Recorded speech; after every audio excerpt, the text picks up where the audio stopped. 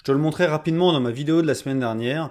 Dans Notion, j'ai réussi à automatiser la gestion des statuts des tâches. Qu'est-ce que je veux dire par là? C'est qu'à partir du moment où tu as des tâches qui peuvent avoir des sous-tâches et elles-mêmes des sous-tâches, eh bien, il est très compliqué dans Notion, en tout cas, c'est même impossible nativement, de faire en sorte que si les sous-tâches sont terminées, la tâche parente passe en terminée et ainsi de suite, quel que soit le niveau de profondeur. Eh bien, ce problème-là, je l'ai réglé avec les automatisations dans Notion et avec un certain nombre de formules et de propriétés un petit peu plus complexes. Et je vais te montrer comment faire aujourd'hui. Le seul prérequis pour pouvoir réaliser ce que je vais te montrer aujourd'hui, c'est d'avoir un forfait payant sur Notion. Quel que soit le forfait, que ce soit plus, entreprise ou business, eh bien les trois forfaits permettent d'accéder aux automatisations de bases de données. Alors avant de te montrer comment automatiser tout ça, je voudrais te montrer rapidement quel problème on va solutionner aujourd'hui. On est ici dans une base de données sans automatisation, une base de données de tâches très simple, dans laquelle pour le moment il y a deux tâches. On va ajouter une propriété de statut, qu'ils appellent état ici, avec pas commencé, en cours, terminé. On va rester sur les réglages simples de Notion. Et puis on va mettre en place la gestion des sous-éléments. Donc pour ça, tu vas dans les paramètres de base de données, tu vas dans plus de paramètres, sous-éléments, et tu cliques sur activer les sous-éléments. Qu'est-ce que ça fait? Ça fait que tu vois, chaque tâche maintenant peut être ouverte ou refermée, et que si tu rentres dans une tâche, eh bien on a sous-éléments et éléments parents. Donc on va les mettre l'un au-dessus de l'autre. C'est des propriétés qui sont visibles où tu veux, donc on peut les mettre ici. Et donc ça fait que si jamais j'ouvre cette tâche-là et que je crée une sous-tâche, eh bien tu vois que la tâche parente ici a en sous-élément la sous-tâche et que si tu rentres dans la sous-tâche, eh bien elle a comme élément parent la tâche principale. Et puis tu peux en mettre autant que tu veux. Donc ici on peut faire une sous-tâche numéro 2. Donc encore une fois, si on rentre ici dans la tâche principale, on voit bien qu'on a deux sous-éléments. Et puis, on peut également ouvrir les sous-tâches et remettre ce qu'on va appeler une sous-sous-tâche numéro 1, et ainsi de suite. Donc, on peut en régler autant qu'on veut comme ça. Et ce type d'organisation de tes tâches, c'est hyper efficace si tu veux utiliser une vue chronologie. Alors, pour l'utiliser, il va te falloir une propriété de type date. Donc, on va l'ajouter ici. Ça va te permettre de définir à quelle date cette tâche doit être réalisée. Et puis, tu vas pouvoir cliquer ici sur Ajouter une nouvelle vue, chronologie. Et puis, tu vas pouvoir dire que la chronologie s'affiche en fonction de la propriété date. Comme pour le moment, il n'y a aucune date de renseigner dans les tâches, Notion nous les affiche ici dans aucune date et ça nous affiche uniquement les tâches de niveau 1. Et donc, on va pouvoir cliquer ici sur les tâches pour les afficher dans la chronologie. Donc, tu vois, par défaut, ça les met sur 5 jours. Et puis, quand tu l'ouvres, eh bien, tu as ici aucune tâche puisque dans la tâche principale, on n'avait rien. Et par contre, dans la tâche principale 1, eh bien, on a les sous-tâches que Notion nous demande également de caler dans la chronologie et dans la sous-tâche. On peut avoir la sous-sous-tâche 1. Et voilà, on a ici renseigné l'ensemble des dates, tu vois, pour chacune des tâches. Le problème, c'est que si j'ouvre ma tâche principale 1 et que je dis que par exemple la sous-sous-tâche 1, je la mets en terminé, le problème, c'est que ma sous-tâche 1, eh ben, elle reste en pas commencé, alors que, a priori, puisqu'elle comporte une sous-tâche qui est terminée et que l'ensemble de ces sous-tâches donc sont terminées, eh bien, elle devrait être elle-même terminée, ce qui devrait faire en sorte que la tâche principale 1 soit elle-même terminée, si la sous-tâche 2 était également terminée. Le problème, c'est que on devrait là avoir quelque chose comme ça, qui soit terminé, puisque celle-ci, elle a une sous-tâche qui est terminée, et la tâche principale 1, qui comporte deux sous-tâches, eh bien elle devrait être automatiquement en cours. Et ça, c'est quelque chose qui n'est pas facilement réalisable dans Notion, à part avec la méthode que je vais t'expliquer aujourd'hui. Alors avant de rentrer dans la technique, je vais te montrer quand même à quoi ça va ressembler. Donc j'ai créé ma base de données avec mes statuts automatiques. Ici, j'ai bien deux tâches de niveau 1, ça correspond à ce qu'on avait ici, les tâches principales 1 et 2. Donc j'en ai deux, et puis dedans, j'ai trois tâches pour le niveau 1A, et puis ici, j'ai encore deux sous-tâches. Donc du coup, j'ai bien trois niveaux. On pourrait en avoir autant qu'on veut. Ça fonctionne sans aucun problème, quel que soit le nombre de niveaux. Et ce qui va se passer, c'est qu'à partir du moment où je vais passer ma tâche la plus basse en cours, en quelques secondes, Notion va modifier ici automatiquement le statut. Tu vois, il vient de passer en cours tout seul. Et puis, si je la passe en terminé, il ne va rien se passer parce qu'en fait, là, je suis à 50% d'avancement puisque j'ai une tâche terminée et une qui n'est pas commencée. Donc la tâche ici va rester en cours, mais ça a également modifié la tâche de niveau 1A, puisque ici, elle est en cours. C'est normal, puisqu'elle comporte plusieurs tâches et que celle-ci est en cours également. Donc du coup, c'est logique. Et puis si je termine cette tâche-là, eh bien celle-ci va passer en terminé. Ça fait augmenter l'avancement ici. Et on a ici la tâche ici qui est en cours. Et puis si je termine cette tâche-là, l'avancement est impacté évidemment. Et si je termine celle-ci, eh bien automatiquement, ma tâche de niveau 1 va passer en terminé toute seule. Là, on a déjà 100% d'avancement et ça vient de passer en terminé. Donc voilà, le boulot est fait correctement et donc il n'y a plus aucune perte d'information ou à partir du moment où tu es dans une tâche ici, là, et puis que tout est terminé, bah, tu n'as pas une tâche qui est même pas démarrée ou bien qui est en cours. Tu n'as pas besoin d'aller manuellement intervenir. Et ça marche aussi dans l'autre sens, c'est-à-dire que si cette tâche de niveau 3A, je la passe en cours, automatiquement, celle-ci va passer en cours. On peut passer celle-ci en pas commencé, voilà, et puis tout est impacté petit à petit, sans aucun problème. Et donc si on remet tout en pas commencé, eh ben, petit à petit, ça va intervenir sur tous les statuts. Et voilà, on est revenu au point de départ, et maintenant je vais te montrer comment réaliser ça. Mais avant, si cette vidéo t'intéresse, évidemment, pense à t'abonner à la chaîne, à liker la vidéo, à la partager, à la commenter, toutes ces choses-là, ça me permet de me faire connaître, ça permet de faire monter la vidéo sur YouTube et de la proposer à d'autres personnes similaires à ton profil qui pourraient être intéressées par ce type de contenu. Donc je te remercie vraiment de t'abonner, et puis on rentre dans la technique tout de suite. Alors comment on fait pour rendre tout ça fonctionnel ? Avant de passer à l'explication de l'automatisation qui est ici, ça c'est vraiment le point final, ben, il faut créer les conditions nécessaires pour cette automatisation-là. Donc on va rentrer un petit peu plus précisément dans une tâche, et puis je vais te montrer les différentes propriétés que j'utilise pour réaliser cette automatisation. Pour rendre les choses plus lisibles, en général, les propriétés, moi, qui servent uniquement à créer des automatisations, à faire en sorte que le logiciel, en fait, fonctionne comme il faut, eh bien, je les cache dans le volet des propriétés ici, et elles sont dans un onglet technique ici. Donc là, on va juste, pour le moment, cacher tout ça, et puis on va parler de toutes ces propriétés qui sont ici. La première propriété qui va être intéressante, ça va être la propriété done. Elle me permet de savoir si la tâche sur laquelle je suis est terminée. Alors comment je fais pour savoir si elle est terminée ? Ben, c'est une formule toute simple. Quand tu cliques ici, tu vas voir que je lui dis que si le statut est en pas commencé, dans ce cas-là, la tâche n'est pas done.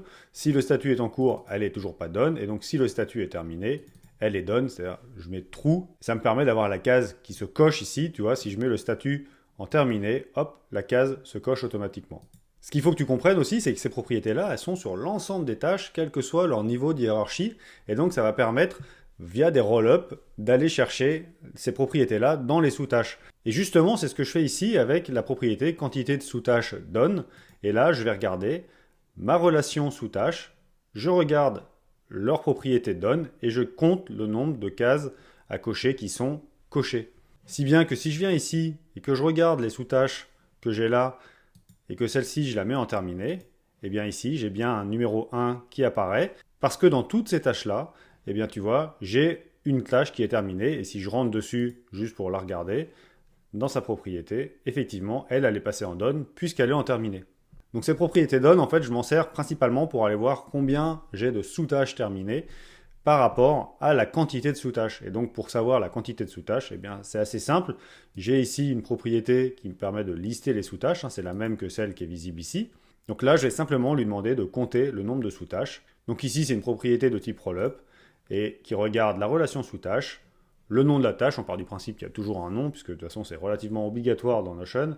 Et je lui demande de compter. Et donc là, ça me permet de savoir que j'ai une sous-tâche sur 3 qui est terminée. Voilà, si tu as compris ce fonctionnement-là des tâches terminées, c'est-à-dire une case à cocher qui se coche automatiquement, simplement par le biais d'une formule ici toute simple, et puis un comptage automatique du nombre de sous-tâches, eh bien tu vas comprendre la suite parce que c'est ce que je fais également avec les tâches en cours. Ici, j'ai une propriété qui me permet de savoir si le statut est en cours. Donc du coup, là, ça la coche parce que ici, on est bien en cours. Donc elle est cochée. Si jamais la tâche n'était pas commencée, tu vois, elle serait décochée.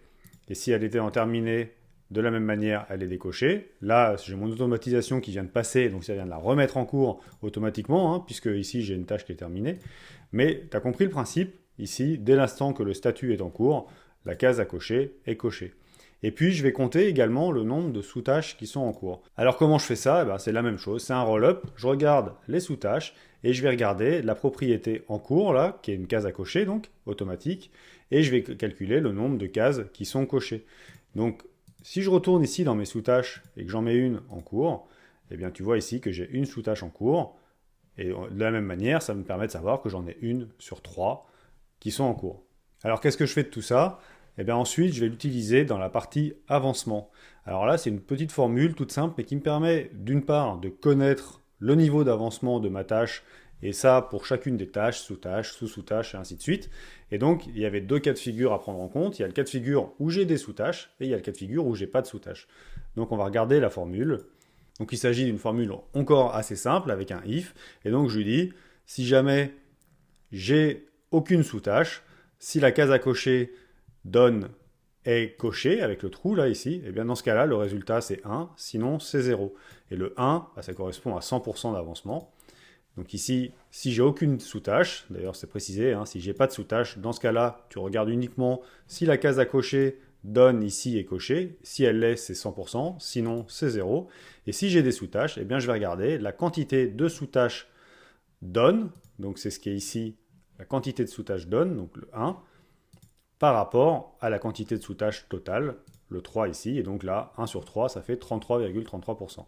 Et une fois que tu as mis ça en place, eh ben, en fait, tu as fini le boulot. Le reste, c'est uniquement une automatisation toute simple que je vais te montrer tout de suite. Cette automatisation, elle est au niveau de la base de données, donc c'est accessible directement avec l'éclair. Donc si elle n'est pas disponible tout de suite, là, eh ben, tu peux cliquer sur Propriétés et aller dans Automatisation. Et puis tu vas pouvoir créer une nouvelle automatisation. Moi, je vais te montrer comment je l'ai configurée. Donc je clique dessus.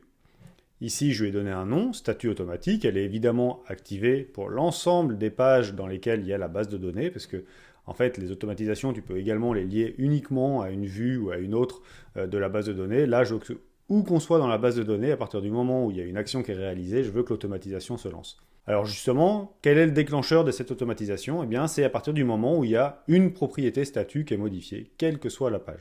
Ça signifie que l'automatisation va se déclencher de manière automatique à partir du moment où un utilisateur modifie une propriété statut.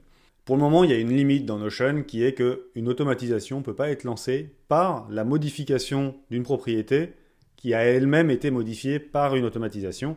Donc là, ça va être une des limites que je vais t'expliquer en fin de vidéo, donc reste bien jusqu'au bout. Ce n'est pas une énorme limite, mais je vais t'expliquer à la fin. Et donc, à partir du moment où la propriété statut est modifiée, eh bien, je vais lui demander de réaliser un certain nombre de choses en fonction de filtres. Donc, je vais lui demander d'abord de regarder les tâches qui correspondent à deux filtres. C'est la partie la plus complexe, hein, donc il faut que tu suives un petit peu. Donc là, il y a un certain nombre de conditions sur les tâches en question. Moi, là, je veux qu'il intervienne uniquement si la tâche est au statut pas commencé ou terminé, donc ça veut dire qu'elle n'est pas au statut en cours, et qu'elle a des sous-tâches, donc sous-tâche n'est pas vide. Si elle n'a pas de sous-tâches, en fait, il n'y a pas besoin d'automatiser puisqu'elle n'est pas censée être automatisée par rapport à autre chose que ses sous-tâches. Donc là, je lui demande, à partir du moment où tu n'es pas commencé ou pas terminé, et que tu n'as pas de sous-tâches, et que tu réponds à l'ensemble de ces conditions-là. Donc là, c'est des groupes de filtres dans des groupes de filtres. C'est assez facile à mettre en place, hein, il suffit que tu suives. Et donc, là, je vais lui demander de regarder, à partir du moment où sous-tâche en cours est supérieure à 0, donc ça veut dire qu'il y a des sous-tâches qui sont en cours, ou bien si l'avancement est compris entre 0 et 1, donc c'est-à-dire qu'on n'est ni à 0% ni à 1%, et bien à ce moment-là, il faut appliquer sur la tâche en question le statut en cours. Donc dès l'instant qu'une tâche répond à ces conditions-là après qu'un statut ait été modifié, eh bien elle doit passer en cours. Donc finalement, ces filtres-là, ils permettent d'intervenir sur les tâches dont le statut n'est pas en cours, qui comportent des sous-tâches et dont le niveau d'avancement est compris entre 0 et 1. Et comme le niveau d'avancement, lui, il est calculé vraiment de manière automatique, sans automatisation, dès l'instant que le niveau d'avancement change et qu'il est entre 0 et 1, hop, on passe automatiquement le statut en cours. Donc maintenant, je vais te montrer comment j'ai configuré Notion pour qu'il passe automatiquement une tâche en terminé.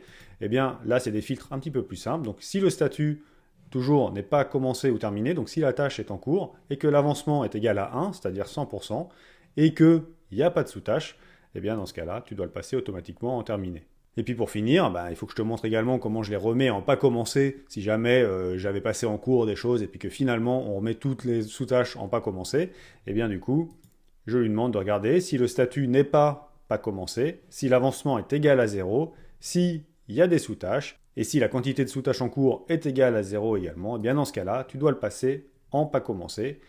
Et puis évidemment, ensuite tu actives l'automatisation, tu l'enregistres, et elle est tout de suite disponible. Et ça permet, encore une fois, de te montrer que si je fais ça et que je la repasse en pas commencé et que celle-là, je la passe en pas commencé, eh bien, tout ça va passer en pas commencé dans quelques secondes.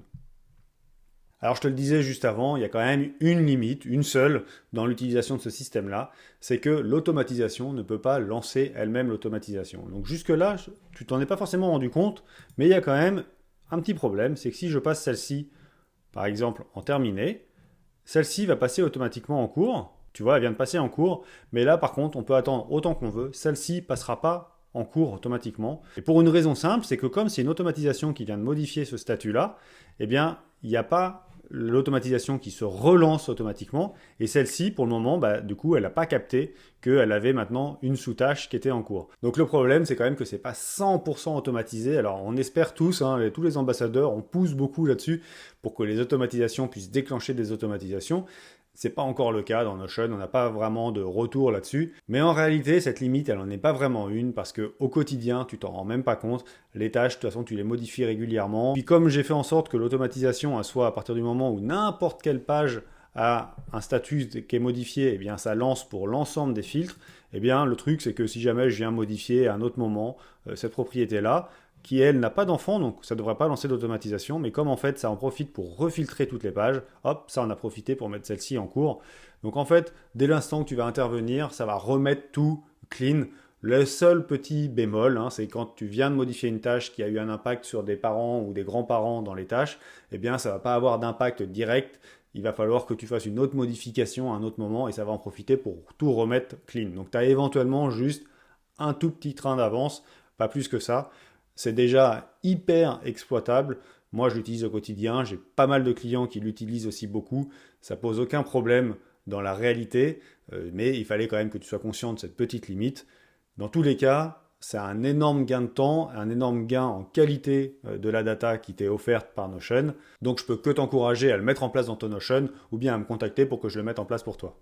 Voilà pour cette démo un peu technique. J'espère que tu as réussi à suivre. En tout cas, n'hésite pas à me contacter si tu as besoin d'aide sur cette mise en place. C'était un plaisir de te montrer ça. Je te dis à la semaine prochaine pour une nouvelle vidéo. Salut!